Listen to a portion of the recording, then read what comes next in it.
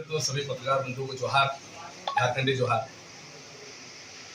हमारा ये मानना है कि झारखंड में लगभग हम 24 साल अभी तक सभी लोगों ने राज किया है, लेकिन इस 24 सालों में अभी तक कोई भी राजहित के लिए नीति सही नहीं बनी, जिस वजह से हम लोग बहुत ही भयावह रूप से परेशान हैं, जनता भी और साथ में जनता से जुड़े हुए जितने भी लोग हित के लोग हैं बहुत ही परेशान है। ऐसी स्थिति में हम लोगों ने जो समान विचारधारा है उनको लेकर एक अलायंस बनाए हैं, जैसे भारतीय जनता पार्टी ने बनाया है एनडीए और कांग्रेस ने बनाया है इंडी।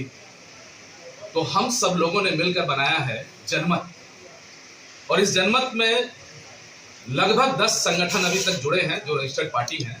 इसके अलावा भी कई लोग संपर्क में हैं और आ रहे हैं और जुड़ते चले जाएंगे। संयोग से आज हम लोग 3 पार्टी यहाँ आपके सामने बैठे हैं, आदर्श संग्राम पार्टी, लोक जन समाज पार्टी और झारखंड पीपुल्स पार्टी के बालचंद्र मेहता जो अपनी पार्टी के केंद्रीय प्रवक्ता भी हैं। हम ये बताना चाहेंगे कि सूरज सिंह बेसरा जी के नेतृत्व में झारखंड में जनमत संगठन जो है आगे बढ़ रही है, और सभी दलों ने जो 10 दल हैं उन्होंने उनको प्रस्तावित मुख्यमंत्री के रूप में प्रस्तुत किया है। सभी ने उनको काबिल और योग्य माना है, क्योंकि अभी तक जितने भी मुख्यमंत्री बने हैं उनके पीछे कुछ ना कुछ घोटाला जुड़ा हुआ है, शुरू से लेकर आज तक। यहाँ तक कि आपको जानकर बड़ा हैरत होगा कि भारतीय जनता पार्टी ने माननीय रघुवर दास जी को राज्यपाल बनाया है, लेकिन हमारे यहाँ एक कहावत चला हुआ है कि उनको इनाम नहीं मिला है, सजा मिला। क्योंकि 6 साल का जो सजा है, इस सजा में भारतीय जनता पार्टी पेंच में फंसेगी नहीं और जो है चुनाव आसानी से निकल जाएगा। तो इस तरह से सभी मुख्यमंत्री के अपने अपने कार्यकाल में उन्होंने घोटाला किया, उसको दोहराने की जरूरत नहीं है। और हम जो 10 पार्टी मिलकर जो एक मैनिफेस्टो बनाए हैं, ये मैनिफेस्टो जो है माननीय मुख्यमंत्री जी ने वहाँ प्रेस कॉन्फ्रेंस करके इसको प्रस्तुत किया है। इसमें 83 पॉइंट है और झारखंड की तमाम नीतियों पे इस पे है। जैसे सबसे बड़ी नीति हमारे यहाँ जो है वो है स्थानीयता का।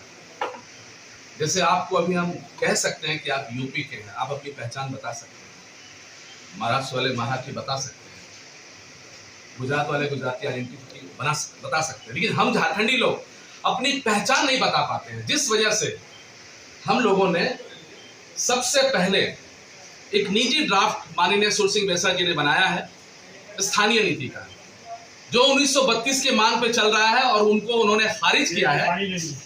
और खारिज करने के बाद उन्होंने कहा है कि 1932 जो है वो नहीं चलता। क्यों नहीं चलेगा? कारण क्या है? सर्वे जो है अलग अलग समय में अलग अलग हुआ है।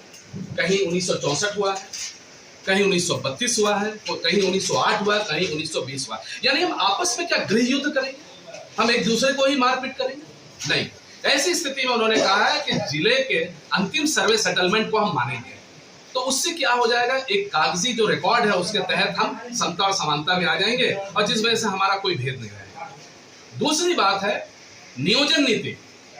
आपका राज्य बना है, आप नौकरी बांट रहे हैं फुलझड़ी की तरह। हमारे चंपई सोरेन जी अभी नौकरियां खूब बांट रहे थे। अब फुलझड़ी की तरह नौकरियां तो बांट रहे हैं, लेकिन नियोजन नीति आपने कहां बनाया? बिना नीति के क्या कोई भी चीज आवंटन हो सकता है? नहीं। उस पर भी ओबीसी को जो मिला है हमारा 27% है, आपका वहां पे 13-14% ही लागू है। तो ऐसी स्थिति में ओबीसी का भी हकमारी हुआ है। तो जब हकमारी है, नियोजन नीति बना ही नहीं है, तो आप नौकरी कैसे देंगे? या हम कैसे किसी पे दबाव दें कि आप हमारे लोगों को स्थानीयता को 75% या 80% या 90% रखें? वो रखेंगे ही नहीं, क्योंकि आपकी नीति नहीं बनी। तो माननीय बेसरा जी ने उन्होंने आरक्षण नीति भी बना दिया है।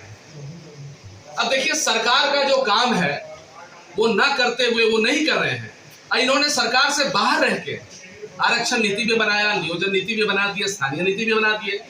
और इसके अलावा जितनी भी नीतियां हैं, वन नीति है, पैसा कानून को कैसे लागू किया जाए, सीएनटी एक्ट जो हमारे यहाँ छोटा नागपुर टेनेसी एक्ट है, जो हमारे एसपीटी एक्ट है, उसका कैसा उल्लंघन हो रहा है, उसको कैसे रोका जाए, उद्योग नीति क्या बने, उद्योग नीति में उनका ऐसा कहना है या हमारे जनमत संगठन का ऐसा कहना है कि हम उद्योग नीति को तब बढ़ावा देंगे या उनको हम तब देंगे प्रश्रय जब हमारा खनिज लेंगे और वहीं पे अपना प्लांट बिठाएंगे। तो हम खनिज उसको देंगे जो वहाँ प्लांट बिठाएंगे और हमारे स्थानीय लोगों को नौकरी देंगे। तो वैसी स्थिति में कोई पलायन नहीं करेगा, कोई विस्थापन नहीं होगा, और विस्थापन भी होगा तो विस्थापन का नीति होगा पहले, तब उसको विस्थापन करेंगे।